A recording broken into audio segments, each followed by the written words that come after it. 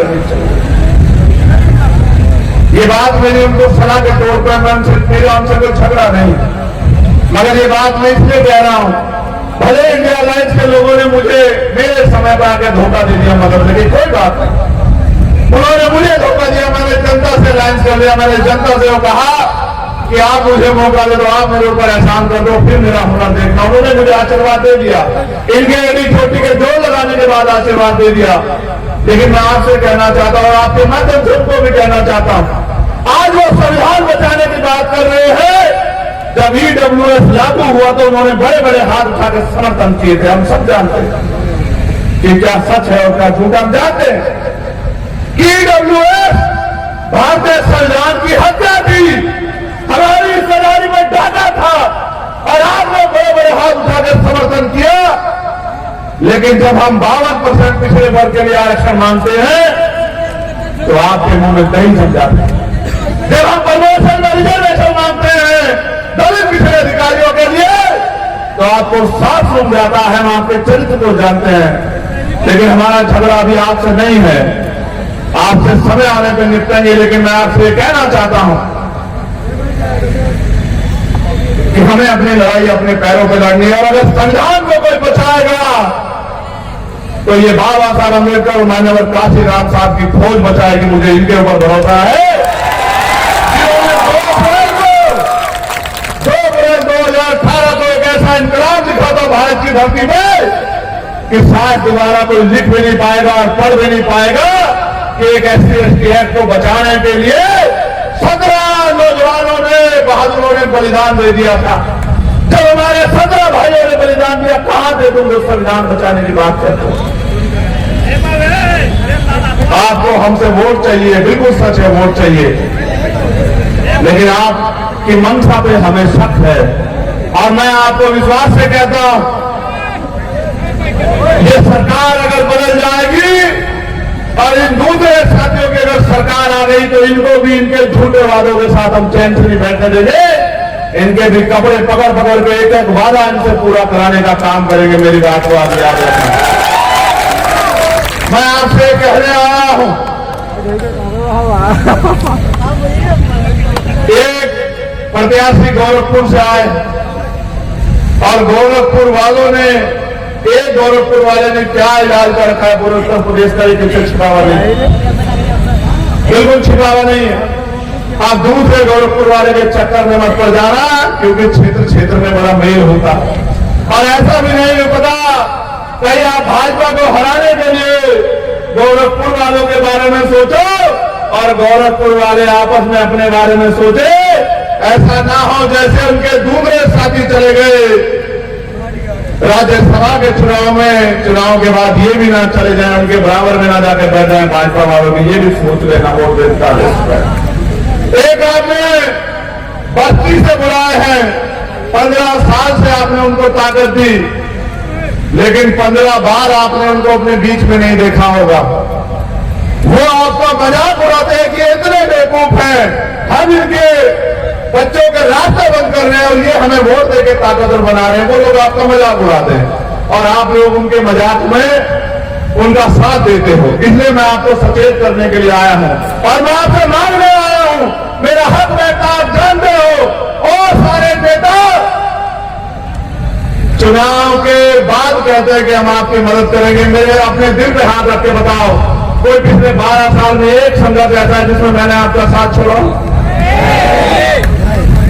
चाहे वो सबीरपुर का मामला हो, सहारनपुर का मामला हो, चाहे वो हाथरस का मामला हो, उन्नाव का मामला हो, दिल्ली का मामला हो, चाहे दिल्ली में सतगुरु रविदास जी महाराज के गुरु घर को अस्मिता के साथ खेला गया हो, चाहे वो एनआरसी का मामला हो। मेरे मुस्लिम भाई भी बैठे हैं, जब ये सारे नेता घर में पड़ के सो रहे थे और हमारी माए बहनें संविधान बचाने के लिए सड़कों पर बैठी थी, अकेला चंद्रशेखर आजाद था जिसने 29 दिन जेल काट के पूरे देश में जाके आंदोलन करके कहा कि अकेला मत करना।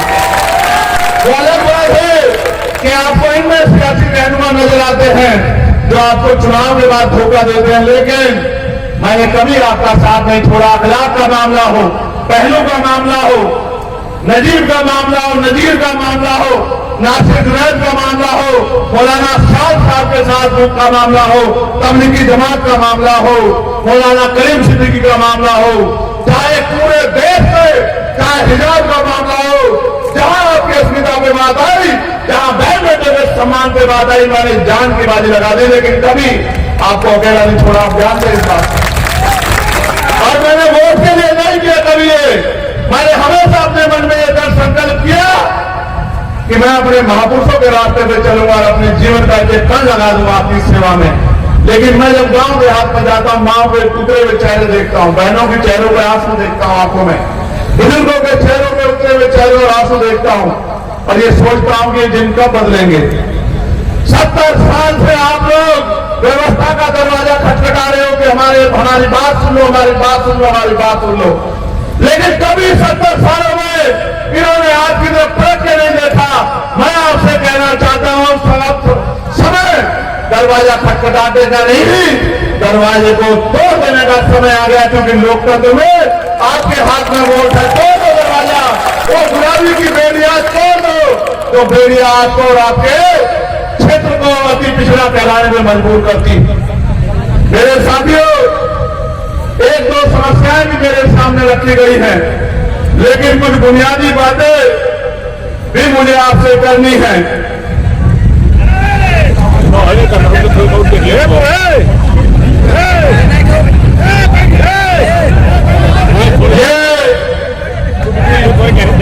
आपको याद होगा इस देश में परंपराएं थी, विधवा विवाह, बाल विवाह, सती प्रथा, लेकिन जो परंपराएं बुरी होती है उनको तोड़ना पड़ता है, नहीं तोड़ना पड़ता, तोड़ना पड़ता है, नहीं तोड़ना पड़ता है।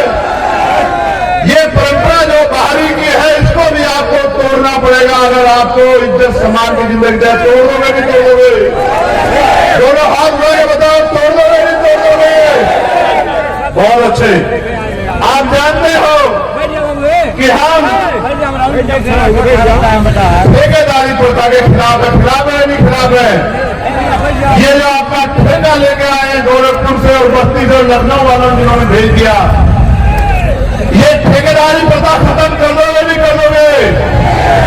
हम तो कहते आ रहे हैं कि चाहे सफाई कर्मचारी या कोई भी नौकरी हो, सारी नौकरी पक्की होनी चाहिए, क्योंकि सीवर में जो जान देता है उसके बच्चों की रखवाली कोई नहीं करता। अभी आपने देखा होगा क्या भाजपा की सरकार राजस्थान में कैसे डंडों से पीट पीट के हमारे एक भाई को मार दिया। उस परिवार का क्या होगा? वो तो चला गया कमाने वाला, और एक 11 साल की बच्ची को दरिंदों ने नोच लिया और फिर उसको जला दिया, उसकी जान चली गई। अभी तक एक आरोपी गिरफ्तार नहीं हुआ। चुनाव खत्म हो जाने दो, इन गुंडों को संरक्षण देने वाले जो लोग हैं, उनका मुकाबला पार्लियामेंट में और पार्लियामेंट के बाहर चंद्रशेखर आजाद से होगा।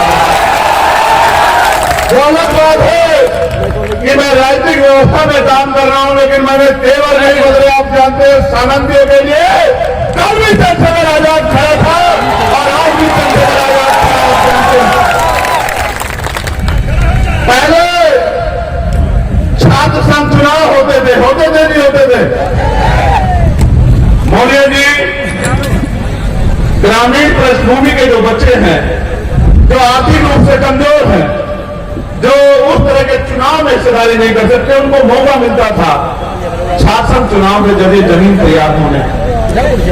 जैसे गांव में प्रधानी का चुनाव नेतृत्व जन्म देता है, लड़ना सिखाता है, उसी तरह से छात्र संघ चुनाव के जरिए नौजवान नेतृत्व पैदा होता था। वो नेतृत्व जो सरकार से नहीं देता, जो लड़ता था, जो आवाज उठाता था, जो हक की बात करता था, जो लड़ जाता था, जो जेल जाता था। इन्होंने छात्र चुनाव जानबूझ के बंद किए कि किसान के बेटे में, मजदूर के बेटे में नेतृत्व की क्षमता ना पैदा हो। ये जानते हैं हमारी क्षमता, ये हमसे लड़ नहीं सकते, ये हमारा रास्ता रोक सकते हैं रणनीति बना के, षड्यंत्र करके। मैं आपको विश्वास दिलाता हूं कि पहले दिन से शासन बहाली के लिए और आपके बैकलॉग के लिए एक एक दिन, हर दिन हम लोग पार्लियामेंट और पार्लियामेंट के बाहर लड़ने का काम करेंगे। मेरी बात को आप याद रखना।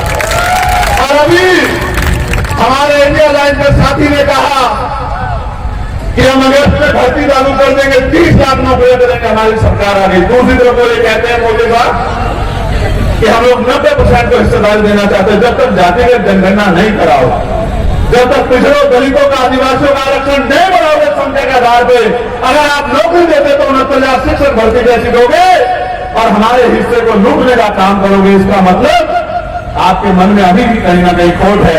मैं आपको विश्वास दिलाता हूं कि ये दलित पिछड़ों का आरक्षण जिसका जिक्र वो करते हैं, पहले दिन से हम लोग दलित पिछड़ों के जातिगत जनगणना कराने के लिए आदिवासियों के संघर्ष करने का काम करेंगे, मजबूर कर देंगे सरकारों को। एक यहां पर ये धुरिया जाति है, धुरिया गौंड जाति जो अनुसूचित जनजाति का प्रमाण पत्र 2008 तक बनता था, अब ये सिद्धार्थनगर में नहीं बनता। अपने मूल संवैधानिक अधिकारों से समाज वंचित है। मैं आपको विश्वास दिलाता हूं धुरिया समाज के लोगों, आपको अनुसूचित जनजाति का सर्टिफिकेट मिले और आपके संवैधानिक अधिकारों का हनन ना करें, इसके लिए भी हम लोग लड़ने का काम करेंगे।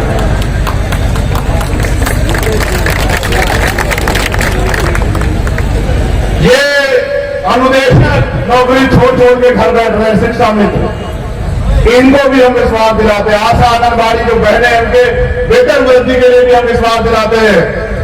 भोजन माता जो है उनके वेतन वृद्धि के लिए भी हम विश्वास दिलाते हैं। जो 500 रुपए पेंशन मिलती है महिलाओं को, बुजुर्गों को, विधवाओं को, विकलांगों को, उसके लिए भी हम लोग विश्वास दिलाते हैं कि 500 रुपए में तो एक अच्छा सा जूता भी नहीं आता जो सरकारें मजाक उड़ाती है और 5 किलो राशन देके हमारे वोट को ठगने का काम करती है। हम राशन दे ना दें, लेकिन आपके बच्चों को रोजगार दिलाने में मदद करेंगे, जिसके बाद आपको किसी के आगे हाथ फैलाना नहीं पड़ेगा। अभी मेरी मां बहनों को भट्टे पे, कोयलों में, खेतों में काम करके पेट पालना पड़ता।